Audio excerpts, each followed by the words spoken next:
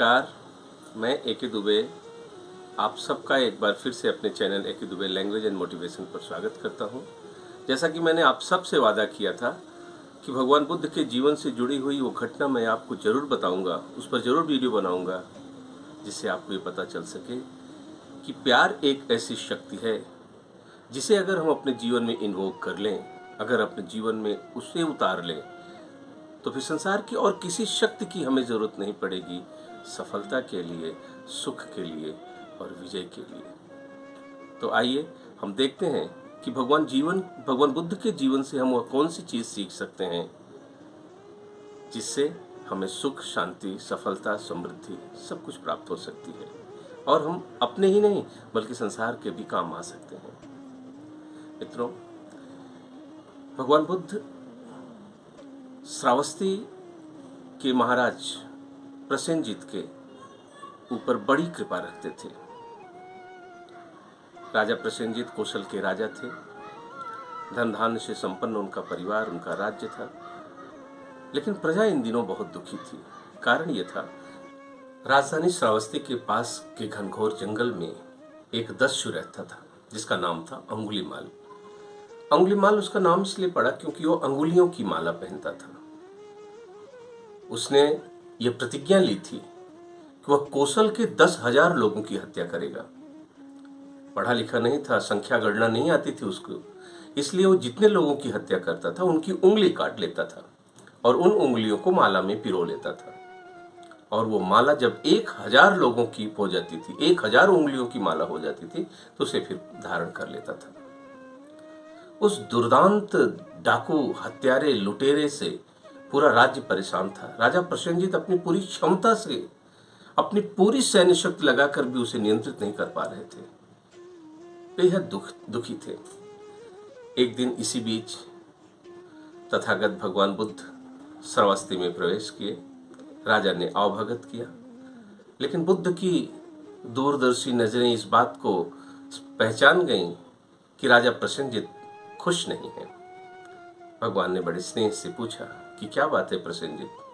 तो प्रसेनजीत रोने लगे और उन्होंने अपनी सारी व्यथा भगवान के सामने रख दी। भगवान ने अभय की मुद्रा में हाथ उठाया और कहा कि कोई बात नहीं, सब ठीक हो जाएगा।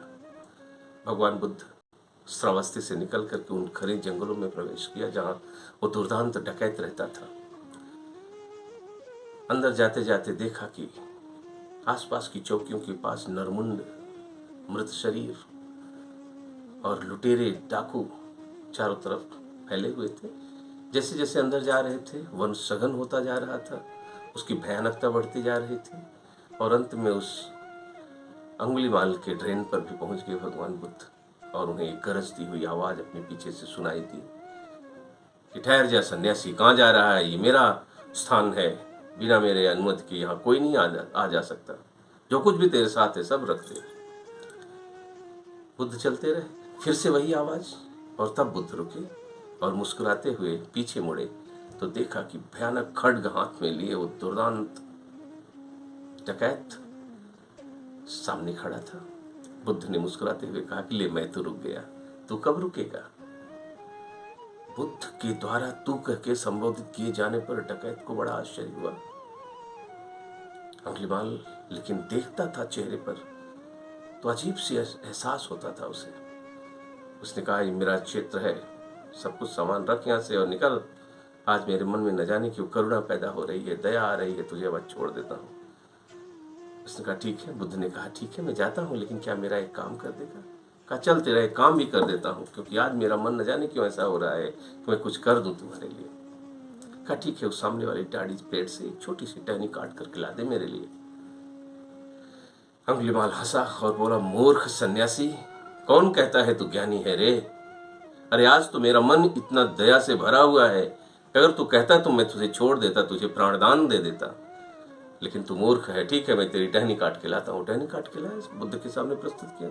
बुद्ध ने कहा मेरा आधा काम हो गया है, अब आधा काम और मेरा कर दे। कहा बताओ, तेरा आधा काम भी कर देता हूँ। भगवान बुद्ध ने कहा कि टहनी जो काट करके लाया ये वही फिर से जोड़ दे। फिर से वो क्रोध में कुर्राया और कहा, मूर्ख है तो? अरे मैं जोड़ तोड़ सकता हूं, जोड़ थोड़ी सकता हूं। बुद्ध मुस्कुराते हुए बोले, तो जोड़ नहीं सकता है तो तोड़ता क्यों है? अगर तू किसी को जीवन दान दे नहीं सकता है तो जीवन का नाश क्यों करता है? ये तेरे बस की बात नहीं है, तुझे नहीं करना चाहिए ऐसा। भगवान बुद्ध की आंखों में वो देख रहा था। भगवान बुद्ध के हृदय में अपार करुणा थी उस अंगुलीमाल के लिए, क्योंकि बुद्ध तो अंगुलीमाल को देख ही नहीं रहे थे। बुद्ध तो अंगुलीमाल के उस कॉस्ट्यूम में, उसके शरीर के उस बिंदु पर भौहों के बीच स्थित उस पवित्र आत्मा को देख रहे थे जो परमात्मा का ही अंश है, और वो परम पवित्र थी। बुद्ध ऐसे सूक्ष्मदर्शी थे, वो शरीर नहीं आत्मा को देखते थे, संसार से डिटैच थे। संसार की परिस्थितियां उनकी स्वस्थिति को कभी प्रभावित नहीं कर पाती थी। वो हमेशा स्थिर रहते थे।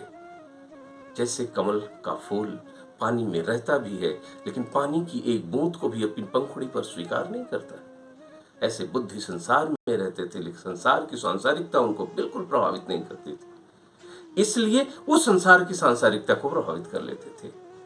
स्वस्थिति को संभाल के रखते थे बुद्ध, इसलिए वो परिस्थितियों को प्रभावित कर लेते थे। अंगुलीमाल की बड़ी विचित्र स्थिति थी। भगवान बुद्ध ने कहा, तू कब रुकेगा? अपने लिए अपार करुणा देखकर अंगुलीमाल के हाथ से डैगर छूट जाती है और तलवार छूट जाती है। घुटनों के बल वो गिरता है, बुद्ध के चरणों में नतमस्तक होता है। बुद्ध ने बड़े प्यार से उसे उठाया। बता, तेरा मार्ग क्या है? कहा, जहां आप कहेंगे, जैसा आप कहेंगे। वो शरणागत हो गया था। बुद्ध ने अपना कमंडल दिया और पीछे पीछे चलने को कहा, और वह बुद्ध के साथ बुद्धम शरणम गच्छामि धम्मम शरणम गच्छामि करता हुआ बुद्ध के पीछे पीछे चला गया। बहुत सारे लोग इस घटना के बारे में कहते हैं कि बुद्ध में कोई चमत्कारिक शक्ति थी, बुद्ध में कोई जादू था जिसकी वजह से उन्होंने अंगुलीमाल को अपने वश में कर लिया। लेकिन मित्रों, जरा ध्यान से देखिए कि बुद्ध में कौन सी शक्ति थी। बुद्ध जानते थे कि आपके हर कर्मों का फल आपको जरूर मिलेगा, चाहे वो अच्छा कर्म हो, चाहे वो बुरा कर्म हो। अंगुलीमाल कैसा कर्म कर रहा था? भयानक भयानक कर्म कर रहा था अंगुलीमाल, तो फिर परिणाम भी बड़ा भयानक ही होने वाला था। और बुद्ध को इस बात की चिंता थी, इस बात की पीड़ा थी कि इतने सारे लोगों की हत्या, जो इतना भयानक कर्म है, उसका फल जब बुद्ध को इसको मिलेगा, अंगुलीमाल को, तो बेचारा ये उसे कैसे संभाल पाएगा? ये आत्मा इतने भयानक पाप को कैसे संभाल पाएगी? इतने भयानक कर्मों के दुष्परिणाम को कैसे सह पाएगी? इस बात की करुणा बुद्ध की आंखों में भरी हुई थी। अंगुलीमाल ने किसी की भी आंखों में अपने लिए प्यार और करुणा कभी नहीं देखा था। उसके सामने जो लोग आते थे वो डरे सहमे से रहते थे। या तो डर रहती थी उनकी आंखों में, या क्रोध या घृणा रहती थी। प्यार तो रहता ही नहीं था। अपने लिए इतना प्यार देख कर वो पिघल गया। इसीलिए मैं कहता हूं कि प्यार वो शक्ति है जो आपके पतन को कितना भी गहराई तक जा करके बाहर निकाल सकती है, खुद को संभाल सकती है और संसार का उद्धार कर सकती है। प्यार की शक्ति अगर आपने अपने अंदर जगा लिया तो संसार की किसी भी शक्ति की जरूरत ही आपको नहीं है आपके जीवन को सुखी और समृद्ध बनाने के लिए। इसलिए आइए हम लोग कोशिश करें कि हम भी अपने जीवन में प्यार को इन्वोक करें। कैसे संभव है?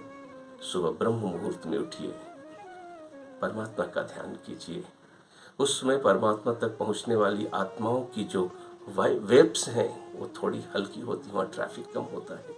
आप ईश्वर से जल्दी जुड़ जाओगे, और ईश्वर से जुड़ गए तो परमात्मा के प्यार की वर्षा लगातार हो रही है सृष्टि पर, लेकिन जो जागृत मन है वही उसको कैच कर सकता है। इसलिए जागिए, उठिए, परमात्मा से जुड़िए, अपने अंदर प्यार, निर्विकार प्यार, निस्वार्थ प्यार जगाइए, अनकंडीशनल लव। किसी के लिए भी प्यार होना चाहिए आपके मन में, सारे संसार के लिए प्यार। ऐसे प्यार से खुद को भर लीजिए और अपने जीवन को सुखी और समृद्ध बनाइए।